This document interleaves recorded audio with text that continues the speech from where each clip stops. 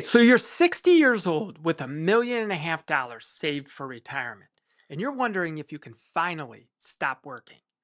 It's a question I hear all the time, and the answer might surprise you. Most people in this situation think they either can or can't retire. But the real question isn't whether or not you have enough money. It's whether you can create a retirement where you thrive and not just survive. My name is Patrick Shope, and I'm the founder of Shope Financial. And I help people navigate exactly these kinds of retirement decisions. Today, I want to walk you through a case study that shows how a couple with this exact situation transformed their retirement outlook by adjusting just a few key dials in their retirement plan. So let me introduce you to Don and Patricia. They're a hypothetical couple, but they're both in their 60s. They had worked hard, saved diligently, and accumulated $1.5 million in their retirement accounts. They were earning about $180,000 combined and spending roughly $10,000 per month to maintain their current lifestyle. The big question was, could they retire now and keep living the way that they wanted to? When they first ran their numbers, the results were eye opening and not in a good way. Sure, they could retire, their money wouldn't run out, but here's what their financial projection looked like. They could maintain their $10,000 monthly spending for about 10 years. Then, to make their money last through their 90s, they would need to cut their spending dramatically. We're talking about 40% reduction in their lifestyle by their early 70s. Think about what that means. They'd go from living comfortably in their early 60s to having to make serious sacrifices right when healthcare costs typically start climbing. No more regular travel, cutting back on dining out, maybe even downsizing their home. That's not running out of money, but rather being forced into a retirement of survival rather than thriving. So here's where it gets really interesting. Don and Patricia weren't stuck with this outcome. They had what I call a financial control panel with several powerful dials they could just adjust a bit. And I want to show you how turning just a few of these dials completely transformed their retirement picture.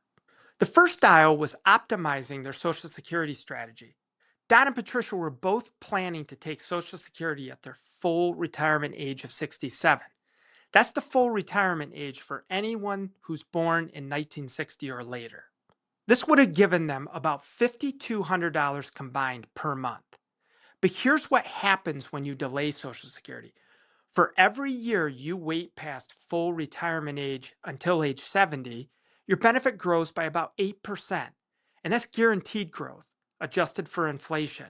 So, for context, claiming at 62 would cut each benefit by roughly 30%.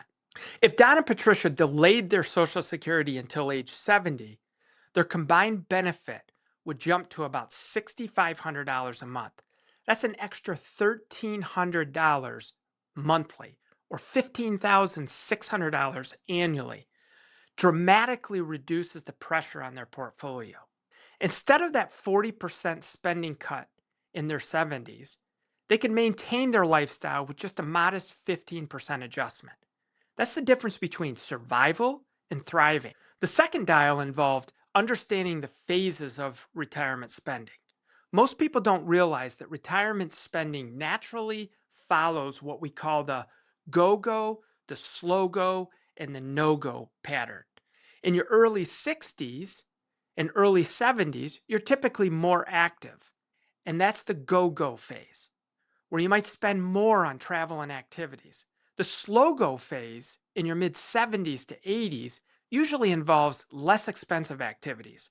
And then the no go phase often sees healthcare costs rise, but other expenses decline. So for Don and Patricia, instead of that dramatic 40% cut the original plan required, they could actually model a realistic 10 to 15% reduction in spending starting around age 73. This isn't about deprivation, it's about aligning their spending with how retirement actually unfolds. Maybe they take one big trip per year instead of two, or choose a nice restaurant twice a month instead of weekly. You see, small adjustments that feel manageable rather than punishing. The third dial is the most powerful, adding part time income during their early retirement years. Now, you're probably thinking, Patrick, I thought this was about retirement, not working more. And you're right, but Don and Patricia didn't need to work full time forever. They just needed to bridge the gap until Social Security kicked in at age 70. So let's say that Don picked up some consulting work in his field for about $30,000 per year. And Patricia did something the same, some part time work she actually enjoyed for $20,000 annually. That combined $50,000 for just 7 years until Social Security started could reduce the strain on their portfolio by hundreds of thousands of dollars over their retirement. You see, the math is simple. Instead of withdrawing $120,000 from their portfolio that first year, they'd only need $70,000. That extra $50,000 staying invested and potentially growing over the next 30 years could become a massive wealth preservation. We're talking about the difference between having $400,000 left at age 90 versus having $1.2 million left at age 90. But here's where it gets really exciting, the fourth dial. Once we implement these first three adjustments, Don and Patricia's plan had them aligned with their financial goals. They can now add back some of the dreams they thought they'd have to sacrifice.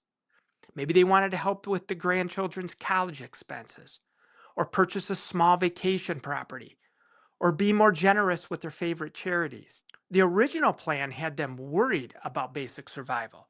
The adjusted plan gave them options and flexibility. They can choose to be generous because they know their own security strategy is in place.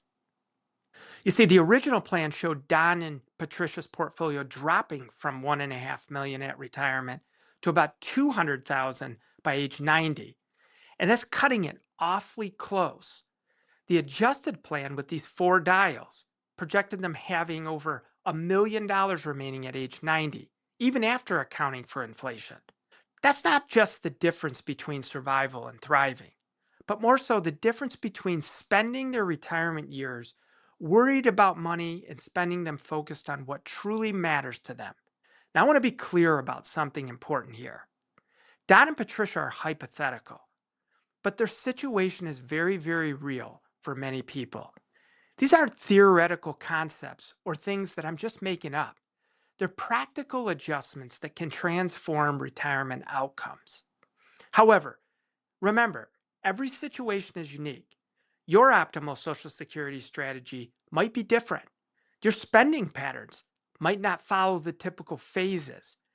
Your income opportunities might be completely different. The key takeaway is not that you should copy Don and Patricia's exact plan. It's that you have more control over your retirement outcome than you might think. Instead of looking at your savings balance and asking, is this enough? Start asking, how can I make the most out of what I have? How can I stretch these dollars a little further? How can I invest them a bit more efficient to last my lifetime?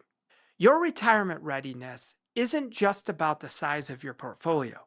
It's about understanding all the dials on your financial control panel and how adjusting them can create the retirement you actually want, not just the one you can barely afford.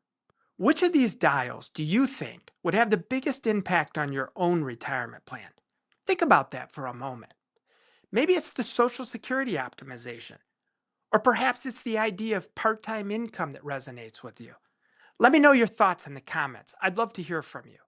If you found this case study helpful and want to understand more about retirement planning strategies, I'd recommend watching some of our other videos on the channel. And if you're interested in seeing how we help our clients optimize their own financial control panels for retirement, be sure to visit us at shopefinancial.com. Again, this is Patrick Shope wishing you a stress-free retirement. I'll see you in the next one.